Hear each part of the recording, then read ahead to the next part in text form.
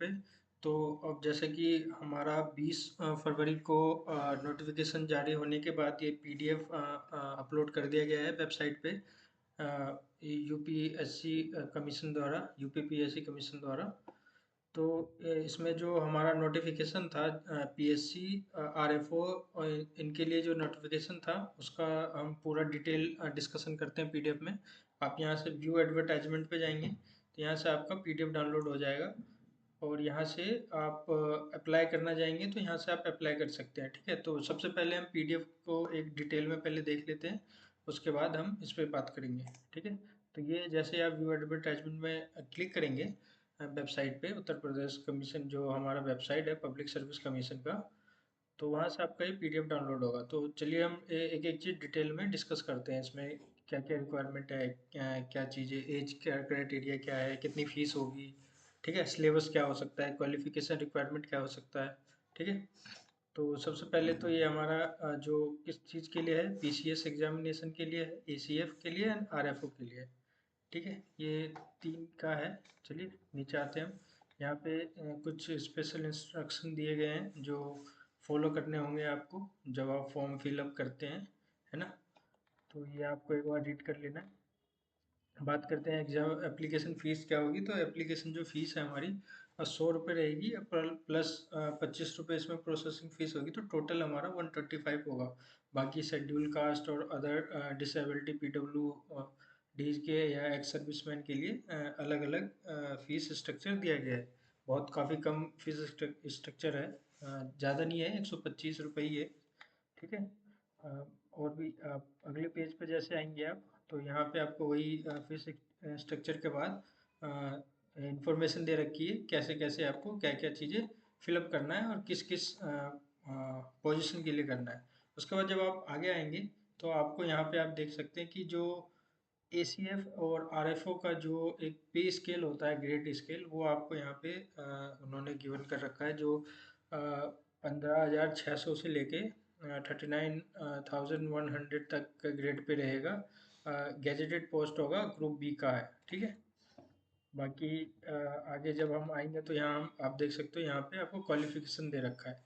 यहाँ पे क्वालिफिकेशन आपका district administrator office, administrative officer के लिए, और लेबर एनफोर्समेंट ऑफिसर बनना है आपको, फूड सेफ्टी ऑफिसर बनना है, उसके हिसाब से जो जो आपके क्वालिफिकेशन है, जैसे पोस्ट ग्रेजुएट डिग्री किसी भी यूनिवर्सिटी से आपका हो, जो इंडियन लॉ को रिकग्नाइज करता हो, गवर्नमेंट ऑफ इंडिया के लॉज एंड रेगुलेशंस को रिकग्नाइज करता हो, आप वो डिग्रीज है आपके पास, या जिस भी पोस्ट के लिए आप अप्लाई करेंगे उस पोस्ट से रिलेटेड आपके पास जो आपके क्वालिफिकेशन है वो होना चाहिए। जैसे फूड सेफ्टी ऑफिसर का अगर आप अप्लाई करते हैं तो आपके पास फूड से रिलेटेड डिग्री होना चाहिए आपके पास। जैसे यहाँ पे दे रखा है एग्रीकल्चर साइंस है, या ऑयल टेक्नोलॉजी में, या बायो टेक्नोलॉजी में, इनमें होना चाहिए।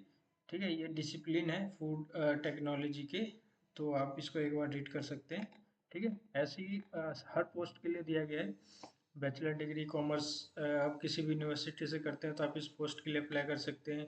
सब रजिस्ट्रार के लिए आपको अप्लाई करना है तो आप आपको एक तो लॉ ग्रेजुएट होना चाहिए, साथ में आपको यहाँ पे हिंदी देवनागरी स्क्रिप्ट जो है उस हिसाब से आपको लिखना आना चाहिए या पढ़ना आना चाहिए। तो ये एक रिक्वायरमेंट के हिसाब से हर पोस्ट का जो आपका क्वालिफिकेशन रिक्वायरमेंट है, आप यहाँ से ये चीज़ें देख सकते हैं। फिर आगे जब हम आते हैं तो ये हमारा जो भी पोस्ट है जैसे डीएसपी के लिए, तो उसका क्या एक मतलब हाइट होगा, क्या चेस्ट का साइज होगा, या कितना एक्सपेंड हो सकता है, कितना अनएक्सपेक्टेड अनएक्सपेंडेड होगा, वो रिक्वायरमेंट दिया गया है। ठीक है, जैसे for the post of DSP तो क्या क्या रिक्वायरमेंट होगा, कास्ट के हिसाब से, जो भी शेड्यूल कास्ट है, ओबीसी कास्ट है, उनके हिसाब से क्या क्या रिक्वायरमेंट होगा वो यहाँ पे दिया गया है। ठीक है, हर पोस्ट के लिए जिस जो भी आप जिस चीज़ के लिए अप्लाई करना चाहते हो, जिस पोस्ट पे आप पेपर देना चाहते हो, एग्ज़ाम देना चाहते हो, या जॉब करना है आपको, तो उस हिसाब से आपकी रिक्वायरमेंट यहाँ पे दी गई है। ठीक है, उसके बाद जो फिजिकल फिटनेस आपकी, एज लिमिट तो पहले भी बता दिया गया था, 21 मिनिमम है, 40 मैक्सिमम है, 40 से ऊपर आपका नहीं होना चाहिए। इस लिमिट के जो एज है, एज लिमिट वाले हैं वो अप्लाई कर सकते हैं। रिलैक्सेशन जो एज लिमिट का है वो अदर कास्ट को यहाँ पे प्रोवाइड किया गया है।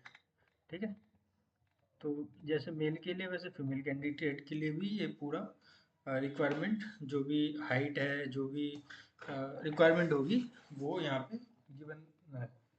ठीक है, उसके बाद अब आपको जैसे अब इसके बाद आप क्या देखेंगे, इसमें से क्या क्या सिलेबस होना चाहिए, तो वो सब देखते हैं। ये जो भी रिक्वायरमेंट है डॉक्यूमेंटेशन का, वो उनके एक फॉर्मेट भी प्रोवाइड किया गया है यहाँ पे।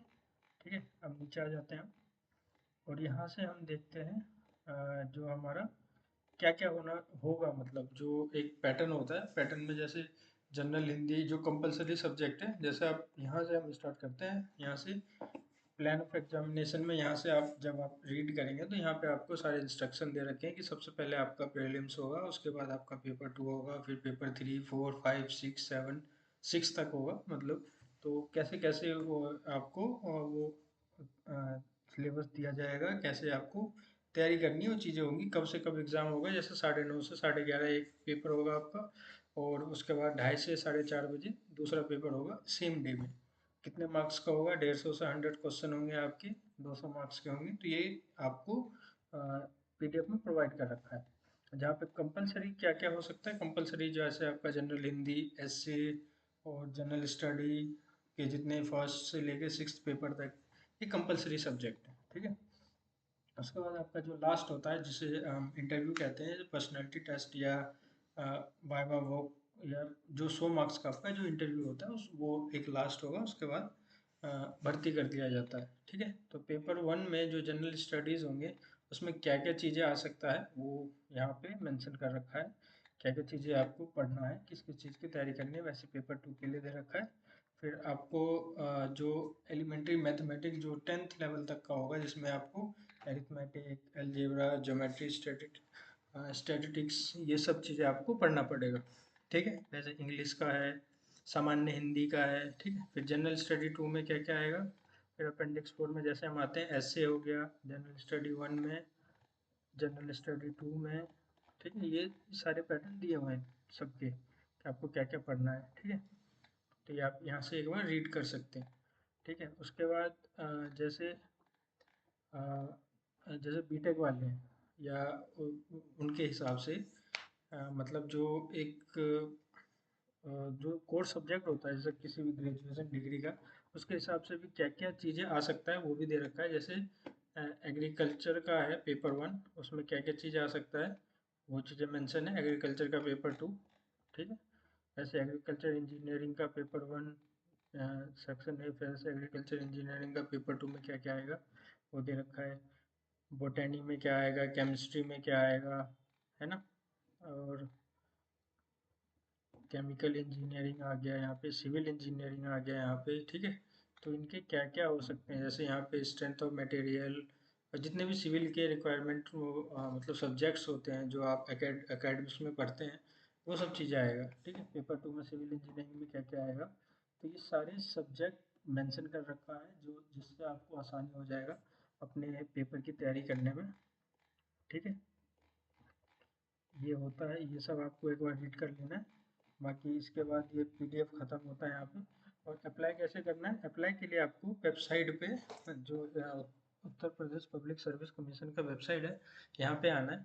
यहाँ से आप अप्लाई कर सकते हैं। आप नोटिफिकेशन में जाएंगे, जब नोटिफिकेशन एडवर्टाइजमेंट में, तो यहाँ से आपको अप्लाई करना है। अगर आपका OTR बना हुआ है तो नोटिफिकेशन है बेस्ड ऑन OTR। अगर आपको OTR नहीं बना हुआ है तो आपको ये OTR सबसे पहले रजिस्टर करवाना पड़ेगा। ये एक तरह से प्रीलिम्स एग्ज़ाम जब तक देंगे तब तक के लिए आपका एक तरह से डॉक्यूमेंटेशन हो गया। ठीक है, तो इसमें आपको अपने सारे इन्फॉर्मेशन स्टोर करने हैं। एक OTR बनाने के बाद आपके पास एक पोर्टल आ जाएगा, वहाँ पे आपको आराम से अप्लाई कर सकते हैं। जैसे मैं यहाँ पे अप्लाई करता हूँ तो मेरा डायरेक्ट यहाँ पे आ जाएगा अप्लाई का ऑप्शन, ऑथेंटिकेट विथ OTR, क्योंकि मैंने पहले से अपना OTR बना रखा है। ठीक है, तो आपको अगर OTR बनाना है तो आप न्यू रजिस्ट्रेशन में जाके होम पे जाके, या यहाँ यहीं पे आपका ऑप्शन आएगा OTR का, तो आप वहाँ से भी OTR अप्लाई कर सकते हैं, पहले OTR बना सकते हैं। ठीक है, तो यही था इस वीडियो में। इस चैनल को सब्सक्राइब कर लें। आगे इस पे इससे रिलेटेड सब्जेक्ट, इससे रिलेटेड वीडियोस भी अपलोड होंगी जो आपको इस एग्ज़ाम के प्रिपरेशन के लिए हेल्पफुल होगा। Thank you.